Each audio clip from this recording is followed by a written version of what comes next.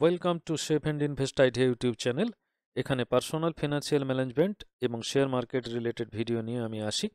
প্রতিটি ভিডিওই কিন্তু কমপ্লিটলি এডুকেশনাল পারপাসে বানানো। এই চ্যানেল থেকে কোনো কোর্স অফার করা হয় না। আমি কোনো স্টক রেকমেন্ডেশন করি না, হোয়াটসঅ্যাপ বা টেলিগ্রাম গ্রুপ, ট্রেডিং অ্যাপ বা ইন্ডিকেটর, মোবাইল নাম্বার বা মেসেজ প্রোভাইড করি না। আমার ভিডিওতে আলোচনা করা স্টকে কেউ ইনভেস্ট করে লাভ বা লোকসান করলে save and invest idea YouTube channel কোনোভাবেই তার দায়বদ্ধতা নেবে না। শেয়ার মার্কেটে ইনভেস্ট করলে মার্কেট রিস্ক নিতেই হবে, কাজেই নিজস্ব ফাইন্যান্সিয়াল অ্যাডভাইসারের সঙ্গে আলোচনা করবার পর ট্রেডিং বা ইনভেস্ট করার জন্য রিকোয়েস্ট করা হচ্ছে।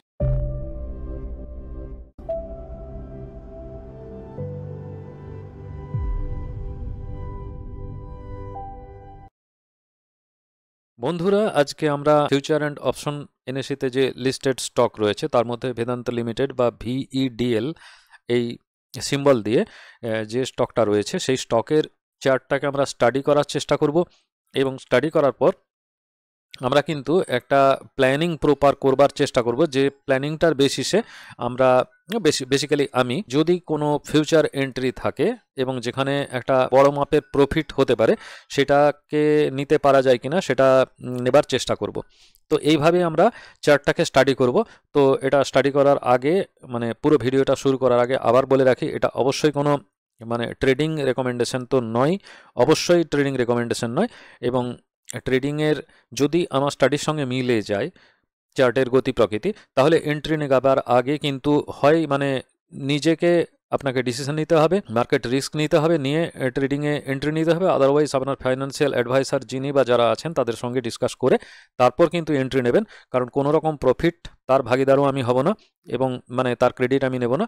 আর যদি কোনো লস হয় সেক্ষেত্রেও কিন্তু আমি আপনাদেরকে কোনো প্রকার হেল্প করতে পারবো না, কারণ তার দায়ও আমি নেব না। সুতরাং এটা এডুকেশনাল পারপাসে আমি আগেই বলেছি, আবারও বলছি, আজকে আলোচনাটা করব বেদান্ত লিমিটেডের ওপর ফিউচার অ্যান্ড অপশনসের স্টকে, এবং পুরো বিষয়টাই হবে যে আগের ভিডিওগুলোর ওপরে বেশ করে যে থিমটার উপরে আমরা স্টাডিটা করে চলেছি সেই থিমটার উপরে বেশ করে আমরা কিছু জাজমেন্ট করতে পারি কিনা সেটাই দেখব।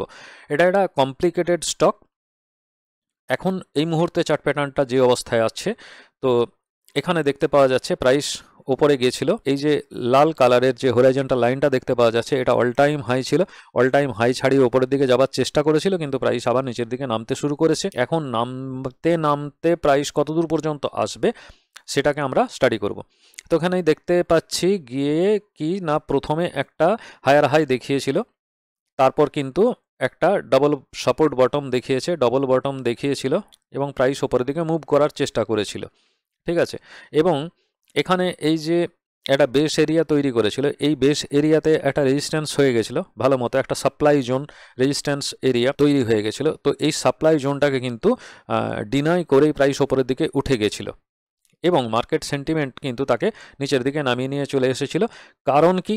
কারণ একটাই মাত্র কারণ, সেটা হলো এই যে প্রাইস নিচের দিকে নামতে শুরু করেছিল তখন যারা এন্ট্রি নেবার চেষ্টা করেছিল ডাউনে, তো তাদের যে স্টপ লস অর্ডারগুলো এই জায়গাতে প্রচুর পরিমাণ লিকুইডিটি জেনারেট করেছিল।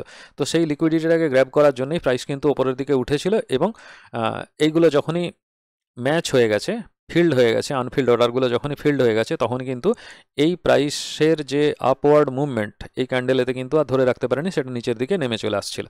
ঠিক আছে, তো যদি যারা মান্থলি চার্টেতে এন্ট্রি নিচ্ছে বা যারা পিরামিডিং করছে, মাসে মাসে যারা এসআইপি করে যায়, নানা রকমের ট্রেডার থাকে মার্কেটে, তো তারা এই ক্যান্ডেলেতে ফলো আপ করতে করতে এই ক্যান্ডেলেতে যখন এন্ট্রি নিচ্ছে তখন তাদের স্টপ লসের জোনটা দেখতে পাওয়া যাচ্ছে অনেকটা দূর পর্যন্ত নিচ্ছে, 1:1। এদের টার্গেটটা এই ওপরের লেভেল পর্যন্ত যদি হয়, এই জায়গাতে লিকুইডিটি থাকবে সেই হিসাবেও যদি হয়, তো অটোমেটিক কিন্তু জাস্ট চার্ট থেকে প্লট করে দিলেই এইখানে 1:1 যে রেঞ্জ রয়েছে, তার আমি নিচের এরিয়াটার কথা বলছি, এখানেও প্রচুর স্টপ লস অর্ডার পড়ে রয়েছে এবং সেই স্টপ লস অর্ডার প্রাইস যখন নিচের দিকে নামছে তখন কিন্তু এই ফেয়ার ভ্যালু গ্যাপ এই জায়গাতেও লিকুইডিটি ছিল এবং সেই লিকুইডিটিটা কিন্তু অ্যাট্রাক্ট করেছে এই প্রাইসটাকে এবং প্রাইস আবার ওপরের দিকে উঠে গেছিল, বায়ার্সরা অ্যাক্টিভ হয়ে গেছিল কিন্তু রাখতে পারেনি। নেক্সট ক্যান্ডেলে বায়ার্স এবং সেলার্স টাগ অফ ওয়ার চলছে। তারপরে দেখা যাচ্ছে যে এখানে রেজিস্ট্যান্স জোনটাকে সাপোর্ট হিসেবে নিয়েছে এই ক্যান্ডেলেতে, প্রাইস ওপরের দিকে উঠে যাওয়ার কথা, জাস্ট এটা কিন্তু ফলস ব্রেকআউট এবং এখানে ফলস স্পিন বার, এটা কোনো কাজের নয়, কারণ টপেতে তো দেখায়নি। কারণ কি? এটা উপরের দিকে উঠে গেছে, এখানে যেটুকু লিকুইডিটি বাকি ছিল সেই লিকুইডিটিটা নিয়েছে, প্রাইস আবার নিচের দিকে ঘুরিয়ে দিয়েছে। এই দুটো ক্যান্ডেলই পরিষ্কার 2 মাসের ক্যান্ডেলেতে যে প্রাইস নিচের দিকে নামছে এবং অটোমেটিক্যালি নিচের দিকে নামছে, এবং এই ক্যান্ডেলের মানে এই মাসের মুভমেন্ট পরিষ্কার বুঝিয়ে দিচ্ছে যেখানে আর কোনো লিকুইডিটি জীবিত নেই। সুতরাং এটা একটা আলাদা টাইপের অর্ডার ব্লক তৈরি হতে চলেছে, নেক্সট মান্থেই হয়তো বা পরিষ্কার হয়ে যাবে। এখানে যেহেতু রেজিস্ট্যান্স জোনটা ভেঙে প্রাইস ব্রেক করে উপরের দিকে গিয়েছিল, সুতরাং এই রেজিস্ট্যান্স জোনের আর কোনো প্রায়োরিটি কিন্তু নেই। কিন্তু যেহেতু বারবার 1 মাস 2 মাস 3 মাস 4 মাস 5 6 বারবার 6 মাস ধরে প্রাইস যেহেতু এই জোনটাকে স্ট্রং করেছে, সুতরাং এই রেজিস্ট্যান্স এরিয়াটা সাপোর্ট হিসেবে অ্যাক্টিং করতে পারে। সুতরাং আমাদের এই মুহূর্তে এন্ট্রি নেবার কিছু নেই, আমাদেরকে ওয়েট করতে হবে এই প্রাইস জোনটা ভেঙে প্রাইস নিচের দিকে নামে কিনা। নামবে কিনা তার প্রবাবিলিটি কতটা, নামবে কিনা তার প্রবাবিলিটি হলো গিয়ে যে এই ক্যান্ডেলের যে লিকুইডিটি সেই লিকুইডিটি তো গ্র্যাব হয়ে গেছে, সুতরাং এই লিকুইডিটি আর প্রাইসকে নিচের দিকে নামাচ্ছে না। কিন্তু এই যে first candle, second candle, third candle এবং সেকেন্ড ক্যান্ডেলের যে ফেয়ার ভ্যালু গ্যাপ, সেই ফেয়ার ভ্যালু গ্যাপ কিন্তু প্রাইসকে টেনে নিচের দিকে নামাতে পারে, কারণ আমরা সেটুকুই পড়েছি যে প্রাইস নিচের দিকে নামাতে পারে। কিন্তু এখন এইটা লিকুইডিটি কভার করেছিল না ফেয়ার ভ্যালু গ্যাপ কভার করেছিল, সেটা আমাদের কাছে পরিষ্কার নয়। তো যদি ফেয়ার ভ্যালু গ্যাপ পর্যন্ত এসে এই জায়গাতে ঘুরে বেশ তৈরি করে আবার ওপরের দিকে উঠে যাওয়ার চেষ্টা করে, তাহলে আমাদের এই জায়গাতে এন্ট্রি হতে পারে। যদি প্রাইস এই গ্যাপ পর্যন্ত নিয়ে আসে, মানে আগেরটা লিকুইডিটি ছিল, এখন ফেয়ার ভ্যালু গ্যাপটা অ্যাক্টিভ হয়েছে, ফেয়ার ভ্যালু গ্যাপ অ্যাক্টিভ হয়ে গেছে, যদি এটা অ্যাক্টিভ হয়ে যায় তাহলে প্রাইস ওপরের দিকে উঠতে পারে। তখন আমরা কিন্তু এই জায়গায় এন্ট্রি নেব 50% বেসিসে। ওপরের জোন থেকেও ঘুরতে পারে, ওপরের জোনেতে ফেয়ার ভ্যালু গ্যাপ যদি এখানেতে এসে টাচ করে সামান্য নিচে নামবার পরে আবার ওপরের দিকে ঘুরে যেতে পারে। তো সেই লিকুইডিটি পোর্শনটা কিন্তু এখন আর নেই, সেটা সম্ভাবনাটাও অনেকটাই কম। তো এখানে এই ফেয়ার ভ্যালু গ্যাপের প্রাইস কিন্তু 50% কারেকশন হবার পর আরও নিচের দিকে নেমে আসতে পারে। তার কারণ হচ্ছে কি, যে এখানে র্যালি বেস র্যালি তৈরি করেছে, র্যালি যদিও 3টে ক্যান্ডেলে, কিন্তু র্যালিটা বড়, র্যালি বেস র্যালি তৈরি করেছে, ফলে এখানে একটা ডিমান্ড এরিয়া তৈরি করে দিয়েছে। তো এই যে ডিমান্ড এরিয়া তৈরি করেছে, তাই এই ডিমান্ড এরিয়াতে কিন্তু একদম ফেয়ার ভ্যালু গ্যাপের তলাতেই রয়েছে। সুতরাং এই ডিমান্ড এরিয়াটা কিন্তু হাইলি অ্যাক্টিভ এরিয়া, যেটা প্রাইসকে আবার কিন্তু নিচের দিকে নামিয়ে আনবে। মানে বিগ প্লেয়ার্সরা চেষ্টা করবে প্রাইসটা যাতে এই ডিমান্ড এরিয়াতে এসে ঢোকে, তখন কিন্তু তারা ডিসকাউন্ট প্রাইসে আরও অ্যাকুমুলেট করার সুযোগ পাবে। সুতরাং এই জায়গাটা আমাদের ক্ষেত্রে খুব ক্রুশিয়াল জায়গা, যে এইখানে যদি প্রাইস ওপরের দিকে আবার পুল ব্যাক করে তাহলে কিন্তু আমরা এন্ট্রি নিতে পারি। আবার ঠিক এই ডিমান্ড এরিয়ার তলাতেই আবার আরেকটা লিকুইডিটি জোন আছে, কারণ এখানে বেস তৈরি করেছিল, সুতরাং তার যে স্টপ লসগুলো, আনফিল্ড স্টপ লসগুলো, সেগুলো কিন্তু এখানে এখনও জীবিত পড়ে আছে, আনফিল্ড অবস্থাতে পড়ে আছে। সুতরাং প্রাইস আরও ডিসকাউন্টে নামতে পারে। সুতরাং যদি এই জায়গায় প্রাইস নেমে আসে তাহলে কিন্তু আমরা এই জায়গা থেকে এন্ট্রি নেব। আর যদি দেখা যায় যে তার থেকে খুব সামান্য দূরে, মানে লিকুইডিটির 50% 237-এ, আর তার থেকে সামান্য ওপরে দেখা যাচ্ছে 223-এ, মাত্র 10 টাকা ডিফারেন্সে, মোটামুটি লেভেলের 10 টাকা ডিফারেন্সের মধ্যেই কিন্তু ডাবল সাপোর্ট বটম তৈরি করেছে।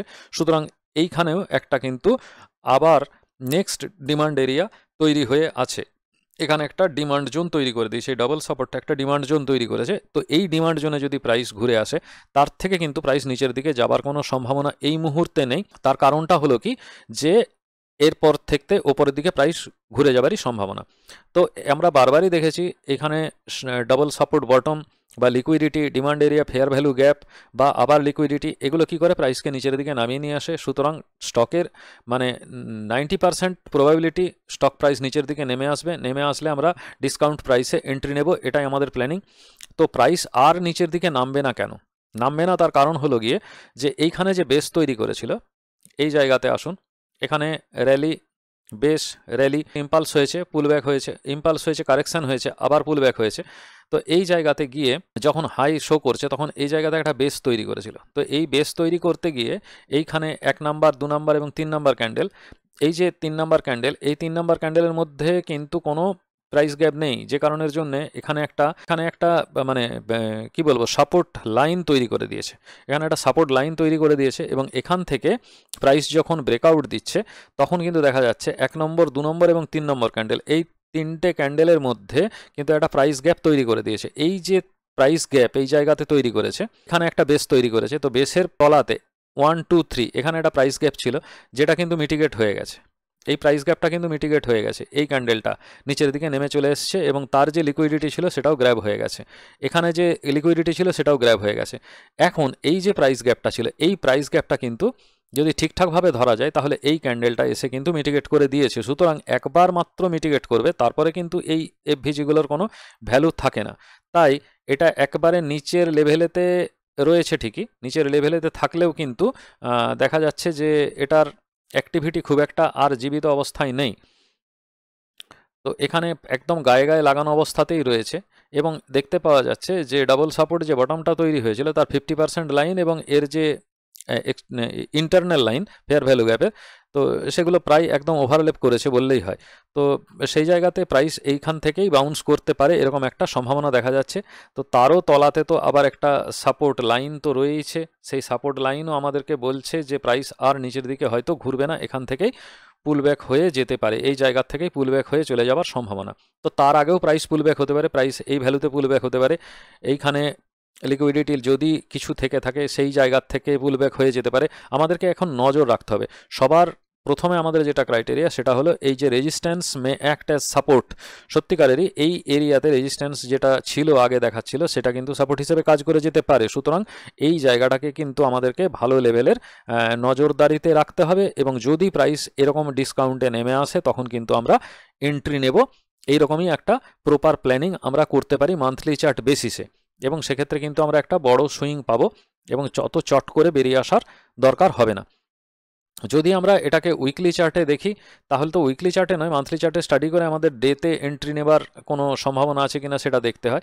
একই অবস্থা এখানে কিন্তু আমরা যদি চার্টটাকে রিসেট করি এখানে পরিষ্কার দেখতে পাওয়া যাচ্ছে যে এই জায়গাতে এসে কিন্তু একটু ঘুরে দাঁড়ানোর চেষ্টা করছে, কিন্তু প্রাইস বারবারই নিচের দিকে নেমেছে এবং উপরের দিকে উঠে গেছে, হাই দেখিয়েছে। এই জায়গাটা যদি দেখা যায় প্রাইস কিন্তু যদি আমরা যারা লাইন টেনে প্রাইস অ্যাকশন করে তাদের ক্ষেত্রে দেখা যায় যে এখানে যদি আমরা লাইন টানি সেক্ষেত্রেও কিন্তু যে সাপোর্টটা ছিল সেটা ভেঙে বেরিয়ে চলে এসেছে এবং এখানে রেজিস্ট্যান্সটা ভেতরে ঢুকে পড়েছে রেজিস্ট্যান্স জোনের ভেতরে। এখন এটাই দেখার যে রেজিস্ট্যান্স জোনের মধ্যে তার লোয়ার বটমে বা মিডিল লাইনেতে এসে এটা সাপোর্ট নেয় কিনা নাকি এখানে ব্রেকআউট দেয়। যদি ব্রেকআউট দেয় তাহলে প্রাইস নিচের দিকে নামা পর্যন্ত আমাদের চুপচাপ ওয়েট করা ছাড়া কিন্তু আর কোনো উপায় নেই।